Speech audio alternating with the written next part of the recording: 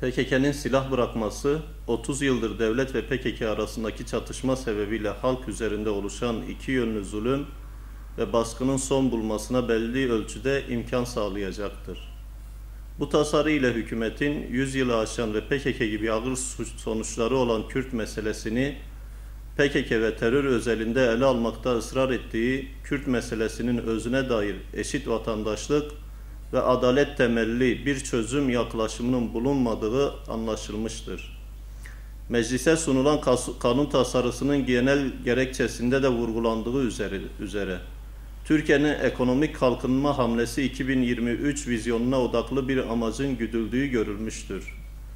Kürtlere yönelik red, inkar ve asimilasyon politikalarının bir sonucu olarak ortaya çıkan PKK'ye silah bıraktırmayı hedefleyen devletin yıllardır sürdürdüğü güvenlikçi yaklaşımları terk etmediğini de göstermektedir.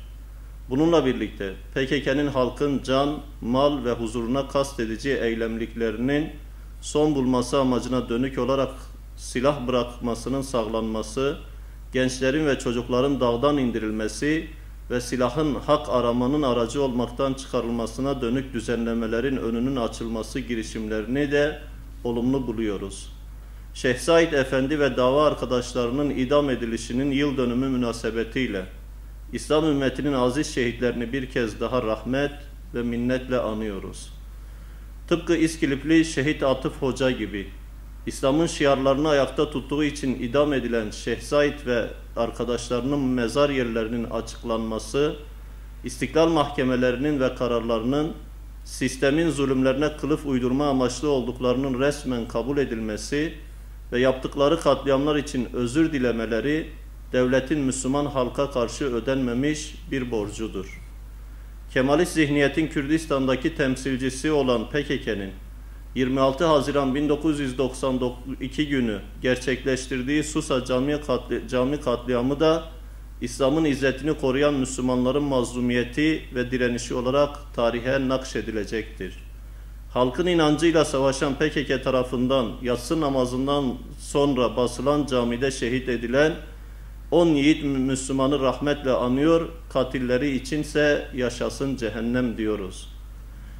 Elektrik dağıtım işinin özelleştirilmesi sonrasında çiftçiye ektiği alan karşılığı sarf ettiği farz edilen miktar kadar borç çıkarılması çiftçiyi mağdur etmektedir.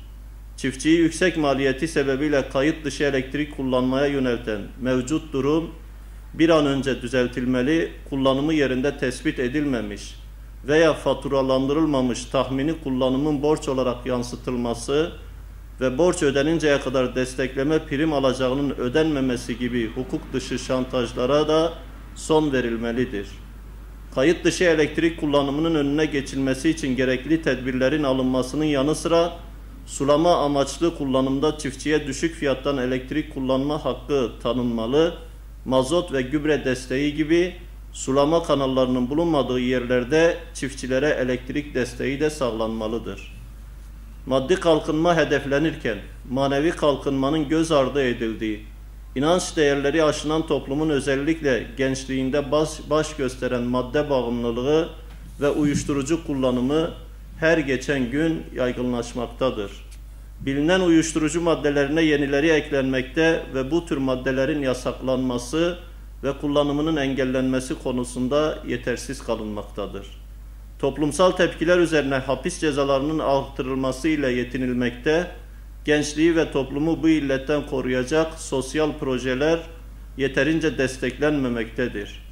İslami eğitim ve ahlaki değerlerin yaşatılmasının bireysel ve toplumsal hastalıkları önleyici etkisi bilindiği halde, polisiye tedbirler yeterli görülerek genç kuşaklar heba edilmekte, nesillerin ifsat edilmesine seyirci kalınmaktadır. Çocukları uyuşturucu müptelası olmuş aileler seslerini duyurmakta zorlanmaktadırlar. Toplumu içten içe kemiren uyuşturucu, alkol, kumar ve fuhuş, içinde bulunduğumuz toplumu bir bütün olarak tüketmeden hükümet, sivil toplumu da harekete geçirecek bir seferberlik ilan etmeli, çocuklarımızı ve gençlerimizi manevi buhran ve çıkmazlardan kurtarma yolunda üzerine düşeni yapmalıdır. aidiyeti Irak Anayasası'na göre referandumla belirlenecek olan Kerkük'ün Kürdistan bölgesel yönetiminin kontrolüne geçmesinin ardından bağımsız Kürdistan'ın ilanı gündeme gelmiştir. Ulus devlet anlayışı Batı kaynaklı fikir akımlarının etkisiyle yaklaşık 100 yıl önce İslam toplumunda devlet modeli haline gelmiştir. Toprakları Türkiye, Suriye, Irak ve İran gibi ulus devletlerin yapay sınırları arasında 4 parçaya ayrılan Kürtlerin önceleri kimliği söz konusu devletlerce inkar edilirken bugün bağımsız bir devlet fikriyle anılması oldukça ileri bir aşamadır. İslam toplumunun ümmet şuuru ve vahdet yükümlülüğü göz ardı edilmeden toplumsal gerçeklik ve siyasal şartlar gereği federasyon, konfederasyon veya bağımsız devlet şeklinde tezahür edecek bir yapılanma ile bir milletin kendi kendini yönetmesi, İslami her unsurun hakkı olduğu gibi ve belki de maruz kaldığı zulüm ve haksızlıklar itibarıyla daha fazla Kürt halkının hakkıdır. Ancak böylesi bir tercih, dayatma veya fiili durum oluşturularak yapılacak bir tercih değil, tamamen halkın özgür iradesiyle ortaya koyduğu bir tercih olmalıdır.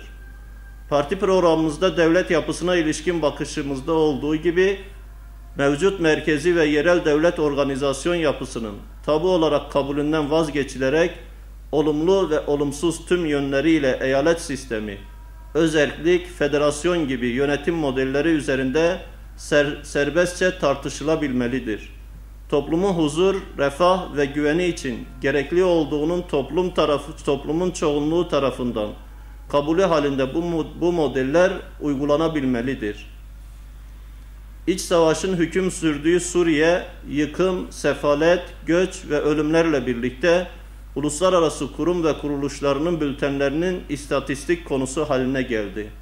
Birleşmiş Milletler Acil Durumlar Koordinatörlüğü Suriye'de yardıma muhtaç kişi sayısının 10,8 milyona çıktığını kaydetti.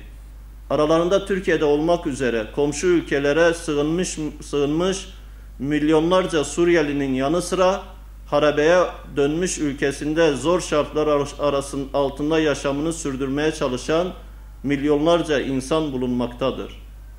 İdrak ettiğimiz Ramazan ayı hürmetine Suriye, Mısır, Irak, Myanmar, Orta Afrika ve diğer tüm İslam beldelerinde zulüm altında inleyen Müslüman kardeşlerimize yardım için ümmete diriliş ve istikamet vermesini Rabbimizden niyaz ediyoruz.